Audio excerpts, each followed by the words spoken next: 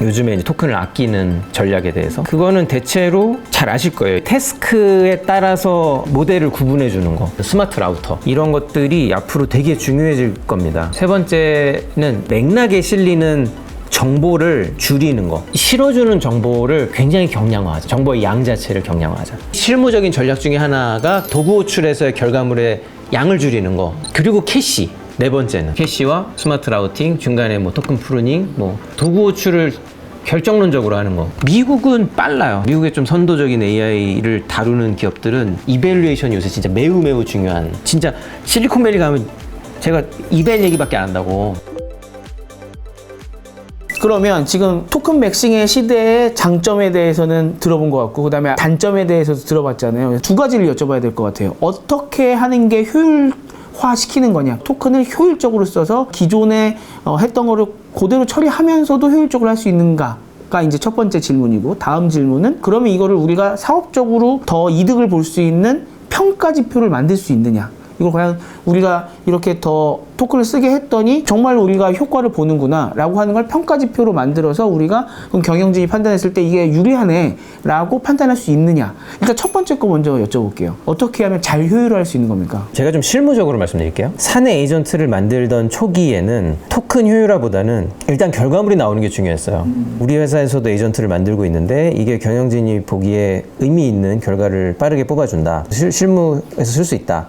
그게 1번이었기 때문에 좀 비싼 걸 알면서도 아무도 토큰 효율화를 해야 되겠다는 생각은 못했어요. 결과물이 중요하니까. 그렇게 해서 1차적인 결과물들이 다 나왔어요. 대부분의 회사에서 이미 결과물이 나왔고, 결과물을 보니까 그게 또 그렇게 현장에서 잘 쓰이지 않는 거예요. 이제는 그 다음 세대의 에이전트들을 지금 만들고 있는데, 이제 어떻게 보면 1세대 에이전트는 레그와 프롬프트로 만드는 에이전트였고, 2세대 에이전트는 MCP로 만드는 에이전트고, 한번 해봤기 때문에 더 이제 고도화할 수 있고요. 사내 엔지니어들의 수준도 올라갔고, 모델들이 전보다 비싸진 것도 있고, 중간중간 그런 MCP들이 호출됨으로 인해서 굉장히 많은 토큰이 발생하는 것도 있고, 인풋 토큰이. 질의를 한 번 했는데 5,000원이 나오네? 이제 이런 문제를 보면서 토큰 효율화가 필요하구나라는 거를 조금씩 느끼고 있는 것 같아요, 요즘에. 그래서 이제 어떻게 할 거냐. 실무적으로 여러 가지 그래서 지금 기법들이 시도되고 있는데요.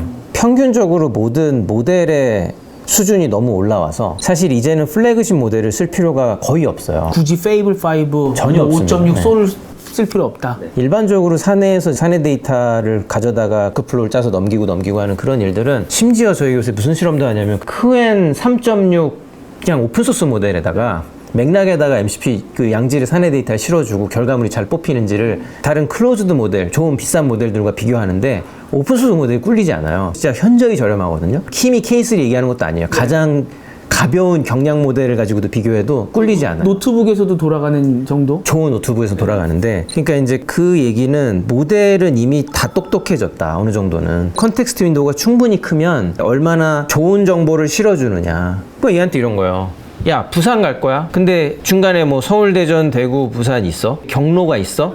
라는 정보를 중간에 실어주면 QN 3.6도 부산 가요. 잘 가요. 중간에 요 정보만 잘 주면. 그게 그 맥락에 실어주는 정보의 중요성이거든요. 일단은 모델을 좋은 걸 쓸 필요 없다. 1번. 실무적으로 요즘에 이제 토큰을 아끼는 전략에 대해서. 그거는 대체로 잘 아실 거예요. 그리고 이제 태스크에 따라서 모델을 구분해 주는 거. 그래서 요즘 나오는 스마트 라우터. 이런 것들이 앞으로 되게 중요해질 겁니다. 당연히 회사에서는 그동안 비용 통제보다는 일단 AX를 해보자라는 기조였기 때문에 통제를 안 했는데, 그렇게 했기 때문에 회사 직원들은 다 좋은 모델만 썼어요. 에이전트 만들 때도. 근데 이제 앞으로는 그 중간중간 그런 맥락에 실리는 것들의 비용이 올라가면서 서울, 대전, 대구, 부산 이런 쉬운 거를 굳이 좋은 모델한테 라우팅 할 필요가 없기 때문에 경량 모델로 자동으로 서브 태스크를 자동으로 가벼운 리서치나 이런 행위는 좀 경량 모델로 라우팅해서 정보를 가져오게 하고, 이런 스마트 라우팅 2번, 뭐 그게 1, 2번이 연결된 거고요. 세 번째는 맥락에 실리는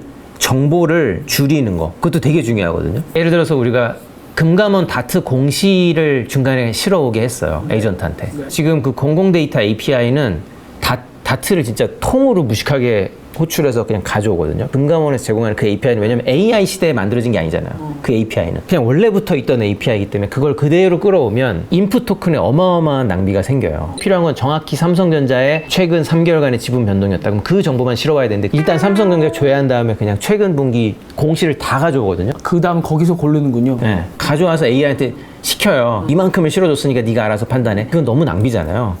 실어주기 전에 그 정확히 그것만 실어줘야 되는데 토큰 맥싱일 때는 그렇게까지 신경을 안 썼단 말이죠. 결과만 나오면 되니까 경영진 보고만 되면 되니까 요즘 트렌드는 실어주는 정보를 굉장히 경량화하자. 정보의 양 자체를 경량화하자. 그게 굉장히 큰 모두의 화두입니다 지금. 그렇게 하려면 무식하게 검색을 해서 다 때려넣는 1세대 전략이 아니라 MCP를 잘 만들어야 되겠죠. 그래서 MCP가 사내 DB를 호출해서 가지고 올 때 DB를 전체 막 테이블을 다 가져와서 하는 게 아니라 정확히 그 내용만 찾아서 가져온다거나. 제목이랑 옆에 이제 메타데이터들을 봐서 딱 필요한 것만 갖고 올 수 있게 하는 기술. 그렇죠. 그래서 그런 것들을 만약에 한 번 에이전트가 실행될 때 5번의 도구를 호출한다. 그러면 그 도구에서 뭐 2분의 1씩 하면은 엄청난 토큰 절약이 되잖아요. 네. 그래서 그 각각의 도구를 잘 설계하는 거.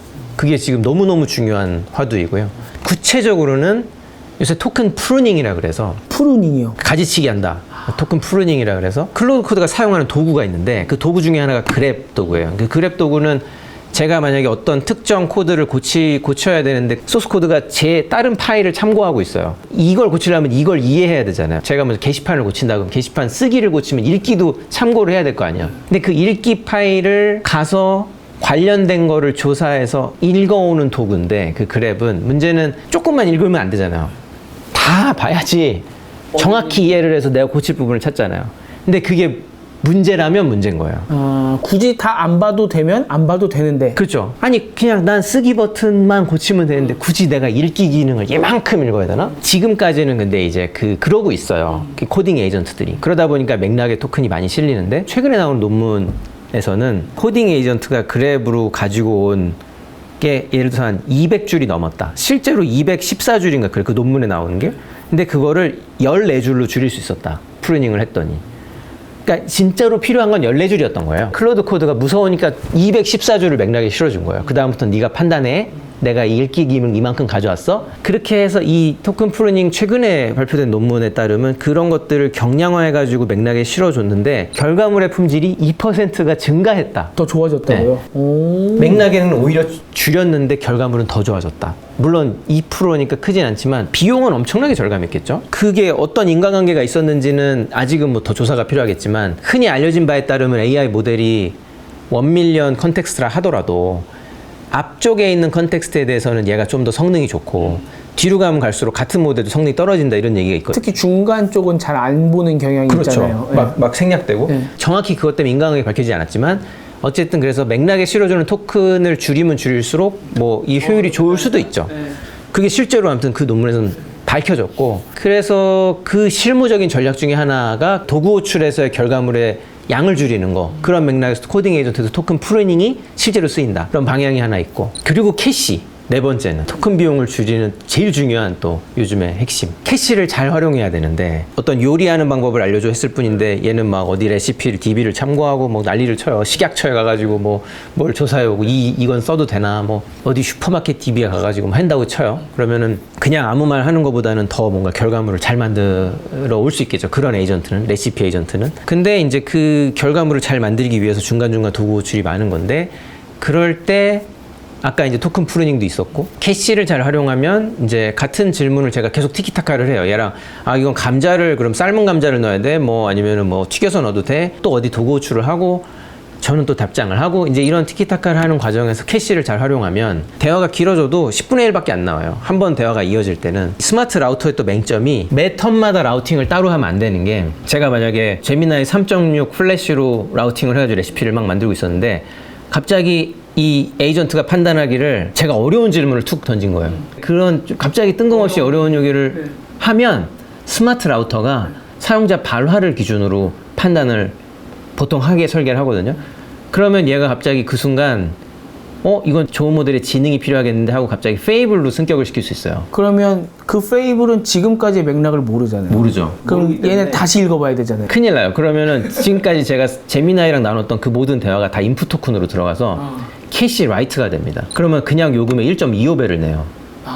이건 뭐 할증을 내야 돼요. 캐시 라이트를 할 때는. 그럼 그럴 바에는 차라리 그냥 처음부터 제가 제미나이 3.5 플래시랑 할 게 아니라 처음부터 끝까지 포스랑 쭉 나눴으면 결과적으로는 페이블까지 안 가도 결과물은 좋았을 수 있는데 오히려 싼 거 쓰겠다고 라우팅했다가 갑자기 중간에서 얘가 이거는 얘가 감당을 못 하겠다고 절로 승격시켰다가 다시 케이스 라이트 되고 결과적으로는 비용도 더 쓴 거죠. 이렇게 될 수 있어요, 실제로. 그래서 스마트 라우터가 그것도 판단해야 됩니다. 라우팅을 할지 말지 여부를 캐시를 유지할 수 있는가? 캐시 라이트를 새로 하는 비용 대비 그만큼 이게 값진 라우팅인가? 그래서 그 복합적으로 작용해야 돼. 캐시와 스마트 라우팅, 중간에 뭐 토큰 프루닝, 뭐 도구 호출을 결정론적으로 하는 거. 그것도 되게 중요하고요. 도구 호출을 AI한테 다 맡겨버리면 서울, 대전, 대구, 부산 찍고 뭐 갑자기 중간에 막 여기저기 막 강릉 갔다가 할 수도 있잖아요. 그러니까 중간에도 에이전트 시켜보면은 예를 들어 다트에서 공시 갖고 와라고 하면 정확히 가서 갖고 오는데 내가 이거 뭐 실적에 대해서 알고 싶어 라고 하면 얘가 중간중간 자기가 하고 있는 거 보여주잖아요. 뭐 네이버 갔다가 야후 갔다가 여기 없네요. 다른 데 가볼게요.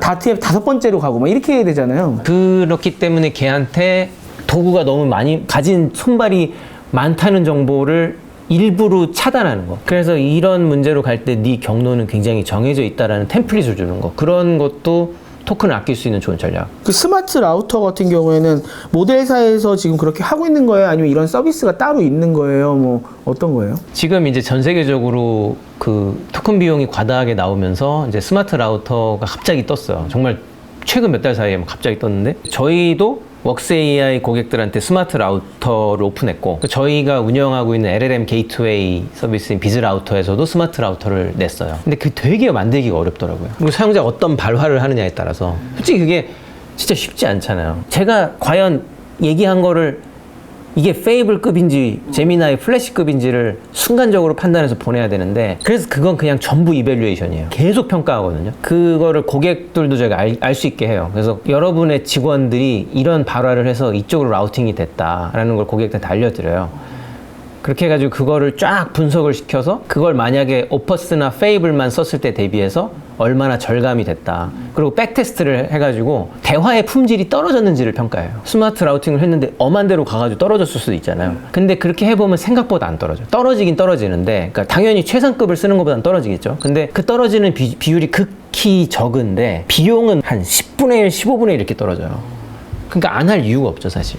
스마트 라우팅. 근데 그게 참 쉽지는 않을 것 같은 게 해리포터 보면 그 모자가 이제 어떤 기숙사에 가냐고 이제 말을 해주잖아요. 그래서 너는 이런 성향을 보니까 그리핀도로, 너는 후플푸프, 무슨 뭐 너는 좀 약간 스리데기 느낌인데 막 이렇게 얘기해 주는데 그게 한 4개만 돼도 쉽지 않잖아요. 한참 고민하잖아요, 그 모자도.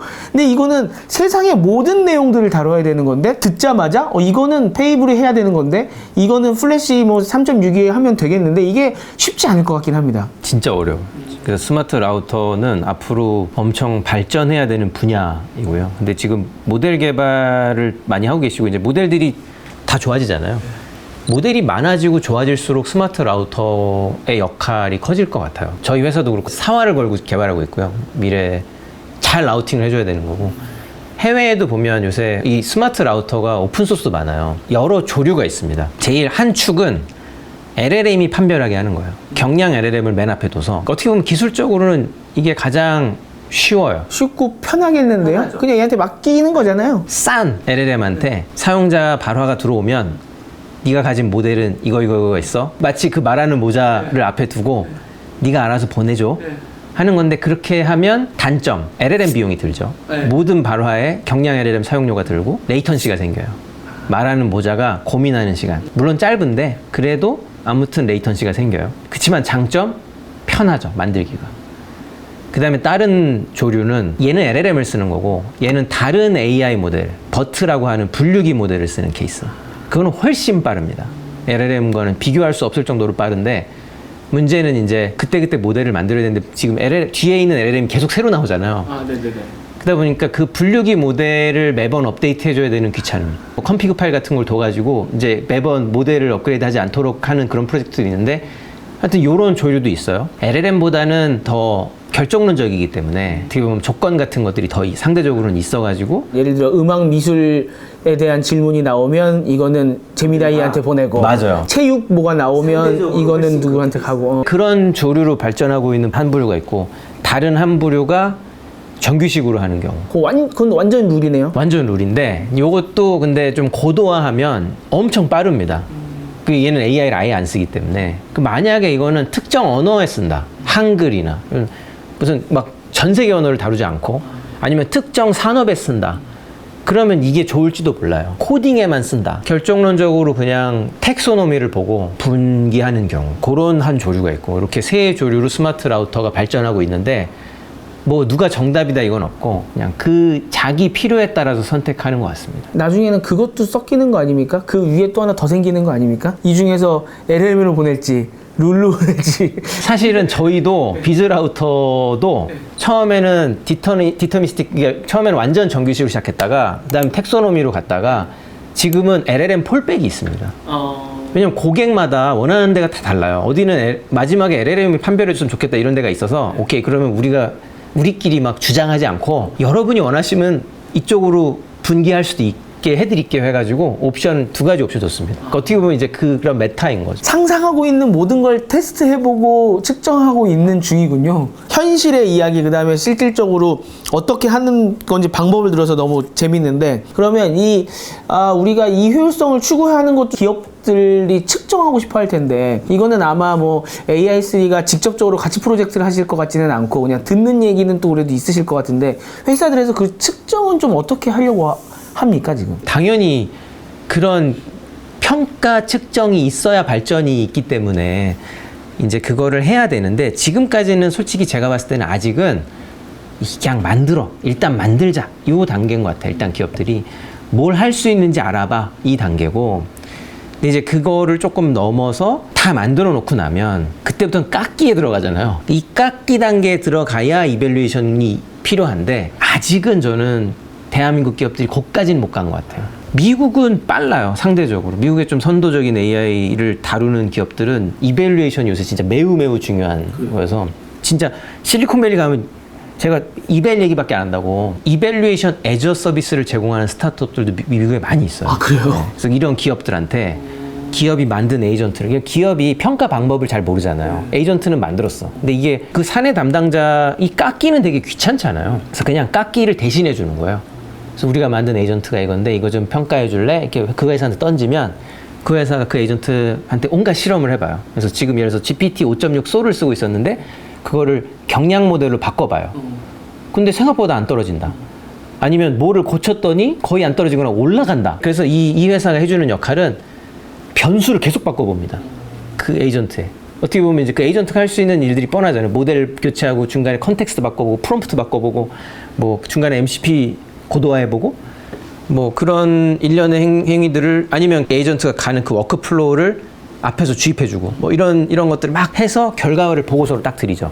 그러면 솔직히 기업 입장에서는 쓰고 싶지 않겠어요? 그런 회사들이 미국에는 되게 많이 있어요. Y 컴비네이터 투자도 많이 받고. 근데 아직은 이제 한국은 이밸류에이션 애저 서비스를 그렇게 한다는 회사를 제가 아직 보진 못했는데 필요해지겠죠. 언젠가 이제 수요가 생기면. 나중에 직접 하시겠는데요? 저희도 지금 저희 플랫폼 위에 에이전트를 많이 만들어 올리시거든요. 그러면 그런 거를 할 수 있겠죠. 평가 서비스를. 혹시 이 밸류맥스와 관련해서 AI3는 직접적으로 좀 하고 계시는 게 있어요? 저희 사내에서 네, AI3도 지금 굉장히 개발도 많이 하시고 고객들의 요청을 받으면 어떻게든 빨리빨리 만들어서 내야 되고 하다 보니까 개발도 많이 하고 뭐 진짜 업무에도 많이 쓰고 하실 것 같은데 사내에서는 그런 토큰 맥싱과 밸류맥스를 겪어보셨나요? 오늘 이 사례로 말씀드린 것들이 상당 부분 저희 고민이거든요. 그래요?